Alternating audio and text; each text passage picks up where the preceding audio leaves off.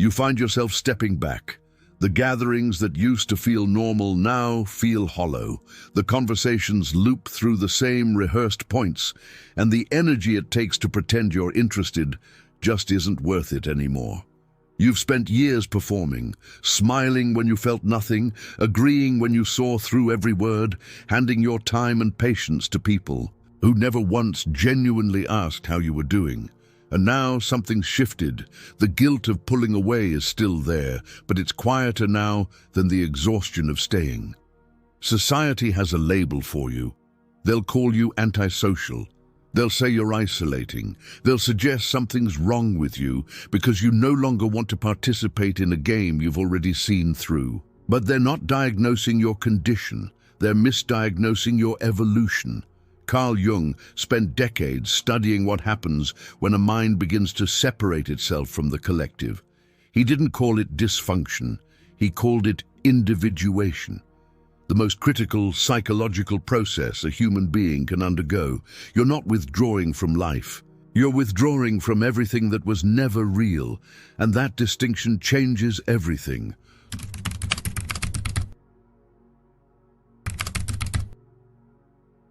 That single observation dismantles the entire narrative you've been fed about connection. You were told that being around people is the cure for loneliness, that if you just put yourself out there, tried harder, smiled wider, said yes more often, the emptiness would dissolve. But it never did. Because the emptiness was never about the absence of people.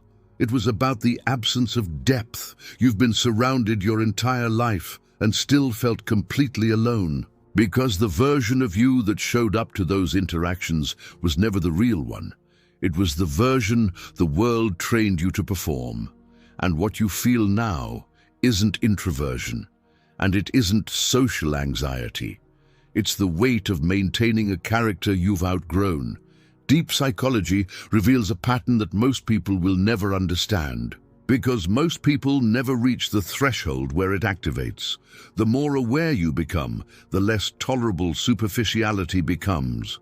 The more clearly you see human behavior for what it is, the less energy you have for pretending you don't. So the world calls you difficult, withdrawn, cold, when you're simply awake. What you're about to understand over the course of this video is the one principle that separates those who suffer in their awareness from those who build inner sovereignty from it. This is the architecture of strategic distance. And once you see it clearly, you'll never again feel guilty for choosing yourself over the noise. If these ideas resonate with you, hit that subscribe button for more top-tier content. Also, drop a strategic distance in the comments, so I know you're ready. Let's dive in. There's a concept in Jungian psychology that, once you understand it, makes it impossible to see social interaction the same way again. Jung called it the persona, the mask. Not a metaphor, a literal psychological structure that every human being constructs starting in childhood to navigate the expectations of others. You built one too. You learned which version of yourself earned approval. You learned which emotions were acceptable and which needed to be buried. You learned that agreeableness was rewarded, that conflict was punished, and that the safest way to exist in a group was to become whatever the group needed you to be. And you were exceptional at it. That's the problem, because the better you performed, the more invisible the real you became. Not to others, to yourself. The persona doesn't just face outward. Over time, it fuses to the identity. You stop knowing where the performance ends and where you begin. So when you started pulling away from social environments, it wasn't because you suddenly became antisocial. It was because the mask started to crack. You began to feel the friction between who you were pretending to be and who you actually are. That friction isn't dysfunction. It's the first signal of psychological awakening. Think about it. Every moment of social exhaustion you've ever experienced wasn't caused by people. It was caused by performance. The energy it takes to sustain a persona in environments that demand constant pleasantness, constant agreeableness, constant smiling compliance, that cost is enormous. And you've been paying it for years without ever questioning the invoice. You thought the fatigue was a flaw in your personality. You thought it meant you weren't built for people. But what it actually means is you're no longer built for pretending. Those are two very different things. The persona served a purpose once. It kept you safe when you were too young to protect yourself with honesty. It gave you access to groups, approval, a version of belonging that felt like enough when you didn't know anything deeper existed. But you know now. You've sat in rooms full of people all wearing their own masks and realized that what passes for connection in most social spaces is nothing more than synchronized performance. No one actually present. Carl Jung warned that the greatest danger of the persona isn't that you wear it, but that you forget you're wearing it. Most people never remove the mask because they never develop enough self-awareness to notice it's there. But you noticed, and the moment you did, something irreversible happened. The environments that once felt normal began to feel suffocating. The conversations that once felt adequate began to feel hollow. The relationships that once felt like enough began to feel like agreements you never consciously signed. This isn't a breakdown, it's a boundary forming. Your psyche is drawing a line between what drains you and what sustains you. And if you're honest with yourself, what drains you most are the spaces that demand you abandon your depth to participate. But removing the mask is only the first stage. What comes next determines whether your awareness becomes your liberation or your prison. There's a psychological burden that nobody talks about because the people who carry it rarely have anyone to explain it to. It's the burden of pattern recognition. You see things other people don't see, not because you're superior, but because you're paying attention. You notice when someone's words don't match their energy. You catch the micro-shift in tone when a person feels threatened. You detect the subtle positioning in conversations where someone maneuvers for advantage while disguising it as friendliness. Every room you walk into, you see the invisible architecture, who's posturing, who's pretending, who's draining, and who's being drained. And the weight of that is something the people around you will never understand, because they're still inside the performance. This is what deep psychology calls the cost of awareness. Once you begin to see human behavior clearly, you can't unsee it. You can't go back to the comfortable blindness that made shallow interactions tolerable. Every networking event becomes a theater of competing masks.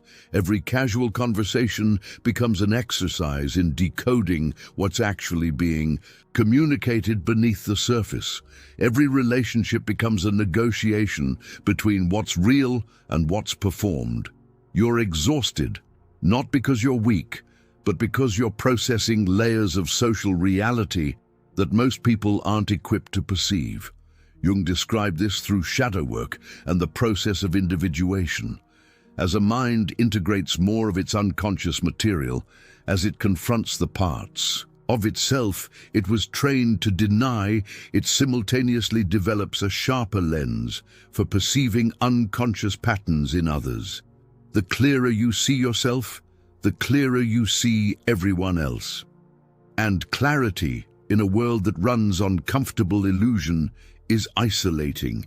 But here's where the trap opens. This awareness, this gift of perception, comes with a shadow of its own. The highly aware mind that sees the performance in others begins to develop a quiet contempt, not anger, something colder. A slow disillusionment that, if left unexamined, hardens into bitterness. You start to believe that depth is impossible, that authenticity is extinct, that every person you meet is incapable of meeting you where you are, and that belief, if you let it settle, doesn't protect you. It imprisons you. Strategic distance is not cynicism. It's not withdrawal fueled by resentment. It's the disciplined, conscious decision to allocate your energy only where it's honored. And the difference between those two things is the difference between someone who's integrated their awareness and someone who's being consumed by it. Jung was explicit about this. The purpose of seeing the shadow in yourself and in others isn't to judge. It's to integrate, to hold the full picture of human nature without being destroyed by it. The aware mind that withdraws in bitterness hasn't completed the process. It's stopped halfway. And stopping halfway is more dangerous than never starting, because you carry enough knowledge to isolate yourself, but not enough wisdom to find peace in that isolation. So the question isn't whether your awareness is valid. It is. The question is what you're building with it. This is where the transformation happens, not in the seeing, not in the withdrawal, in the reframing. Everything you've experienced up until now, the exhaustion, the disillusionment, the quiet pulling away from a world that felt increasingly hollow, has been preparation, not for isolation, for sovereignty. Inner sovereignty is the psychological state where your sense of self is no longer dependent on external validation, social approval, or the performance of connection. It's what Jung described as the product of individuation. A mind that's integrated its shadow, shed its persona, and arrived at a relationship with itself that doesn't require the world to confirm its value. You were taught that belonging is the highest human need. That connection is the cure. That if you feel alone, you need to fix yourself until you fit back in. Jung's framework says the opposite. He argued that the drive toward individuation necessarily involves a period of separation from the collective. Not permanent separation, but a deliberate, strategic distancing from the group mind so you can hear your own. Think about what that means for you. Every ounce of guilt you've carried for not wanting to attend the gatherings, for not wanting to participate in the small talk, for not wanting to maintain relationships that cost more than they give, that guilt was never yours. It was installed by a social system that needs your participation to sustain itself. The system doesn't benefit when you become self-contained. It benefits when you're dependent, when you're lonely enough to seek connection in spaces that drain you, when you're insecure enough to keep performing a version of yourself that serves everyone except you. Strategic distance is the refusal to participate in that exchange. It's not avoidance. It's the most sophisticated form of boundary setting available to the human psyche. It says, I won't spend my energy maintaining connections that don't nourish my growth.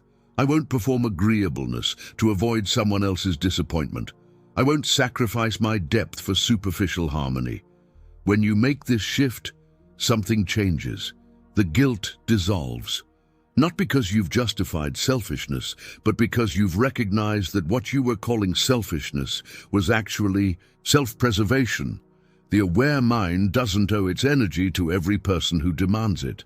The sovereign mind allocates its energy with the same precision a strategist allocates resources. You invest where there's return. You protect where there's vulnerability. And you withdraw from every dynamic that takes more than it gives, not with anger, but with clarity. This is what Carl Jung meant when he described the individuated self. It's not someone who's rejected humanity. It's someone who's stopped confusing proximity with connection, performance with presence, and compliance with love. The sovereign mind still connects, but it connects on its own terms, from wholeness rather than need. And that kind of connection is worth more than 1,000 hollow interactions where both people are wearing masks, and pretending the air between them is intimacy. Understanding the psychology is essential, but it means nothing if you can't apply it. So let's build the framework. Strategic distance operates on 3 principles that, once internalized, become the foundation of your inner sovereignty and emotional regulation. The first is energy auditing. Starting now, you treat your emotional and mental energy as a finite resource, not a renewable wellspring you can pour into every interaction, obligation, and performance placed in front of you. You audit. You examine every recurring relationship, every social commitment, every habitual interaction, and you ask one question. Does this exchange leave me more whole or more depleted? Not whether it's pleasant, not whether the other person is nice, whether it returns something of genuine depth, or whether you're subsidizing a dynamic that feeds on your agreeableness. The relationships that deplete you aren't necessarily toxic. They may be perfectly fine for someone else, but they're not fine for you. And acknowledging that isn't cruelty. It's the most honest form of self-mastery you can practice. The second is selective engagement. This is strategic distance in action. You stop defaulting to yes. You've spent years accepting invitations, obligations, and social contracts out of guilt or a conditioned fear that saying no makes you a bad person. That conditioning served the people around you, not you. From this point forward, your presence becomes intentional. You attend what nourishes you. You engage with people who meet your depth. You decline everything else without explanation. And the discomfort you feel in doing that, the faint pull of guilt, the whisper that says you're being selfish, that's the final echo of the old persona trying to reassert itself. You'll hear it, you'll recognize it, and you'll let it pass without obeying it. The sovereign mind doesn't make decisions based on the emotional expectations of others. It makes decisions based on alignment between its actions and its actual needs. The third principle is the one most people resist, and it's the one that determines whether your distance becomes a fortress or a cage. It's shadow integration of the hermit archetype. Here's the uncomfortable truth. Part of the reason you pull away is healthy. It's awareness, it's self-protection, it's the psyche setting boundaries it should have set years ago. But another part, a shadow part, pulls away out of something less clean. It pulls away because there's a wounded place inside you that decided long ago the world isn't safe, that people can't be trusted, that vulnerability is a tactical error, and that part doesn't want distance for growth. It wants distance for avoidance. Jung was clear that every archetype has a shadow, and the shadow of the hermit isn't wisdom. It's fear disguised as superiority. It's the part of you that uses awareness as a wall, not because you need protection in that moment, but because genuine openness with the right person terrifies you more than solitude does. Integrating this shadow doesn't mean abandoning your boundaries. It means examining them honestly. It means asking in each moment of withdrawal, am I choosing this because it serves my growth or because I'm afraid of what closeness might cost me? Strategic distance is a conscious choice made from clarity. Avoidance is an unconscious reaction made from unresolved pain. The difference between those two determines whether your solitude becomes your seat of power or your hiding place. There's a moment in the individuation process that Jung described as a threshold. The point where the mind stops oscillating between the old self and the emerging one. It stops asking for permission. It stops comparing itself to the collective. It stops measuring its worth by metrics that society provided. It simply becomes what it is. Most people never cross this threshold. Not because they're incapable, but because crossing it requires something the modern world actively discourages. You have to be comfortable being misunderstood. You have to accept that the people closest to you may never comprehend why you changed, why you became quieter, why you stopped showing up the way you used to. You have to hold your own truth in one hand and their confusion in the other, and keep walking without needing to reconcile the two. Deep psychology teaches that the individuated mind doesn't seek to be understood by everyone. It seeks to understand itself completely. And in that self-understanding, a different kind of peace emerges. Not the peace of companionship or belonging, the peace of alignment, the peace that comes when who you are internally matches how you move through the world externally. When the mask is gone, not because you destroyed it, but because you outgrew it. When your silence isn't emptiness, but fullness. When your solitude isn't absence, but presence. This is what inner sovereignty actually looks like. It's not loud. It's not performative. It's not a posture or a brand or a carefully curated persona of detachment. It's quiet. It's the settled certainty of a mind that's done the shadow work necessary to stand in its own truth without needing a single external confirmation that the truth is valid. And this is what strategic distance protects. Not your comfort, not your pride, your process. The process of becoming psychologically whole in a world that profits from your fragmentation. Every shallow interaction you declined, every draining relationship you released, every social expectation you quietly refused to meet, those weren't acts of rejection. They were acts of curation. You were curating the conditions necessary for your own individuation. And now that you understand that, the guilt becomes irrelevant, the loneliness transforms, because you were never truly lonely. You were in a room full of people who couldn't see you, and now that you can see yourself, the room no longer matters. You've been carrying a question with you, probably for years, and you've been afraid to ask it out loud, because the world made you believe the answer would confirm something broken in you. The question is it okay that I don't want to play the game anymore? The answer, the one Carl Jung spent his life articulating, the one deep psychology reveals when you study it honestly, is yes. Not only is it okay, it's the prerequisite for everything you've been searching for, the peace you thought would come from finding the right people, the right environment, the right circumstances. That peace doesn't come from the outside. It comes from the moment you stop abandoning yourself to earn belonging you were never meant to find in those spaces. Your strategic distance isn't your flaw. It's your foundation. It's the boundary that protects your evolution. It's the silence that lets you hear the only voice that was ever going to lead you home, your own. So here's what I want you to do. If you recognized yourself in this video, if you felt that quiet shift where something inside you finally settled, go to the comments and type the words, "I choose sovereignty." Not for me, for you.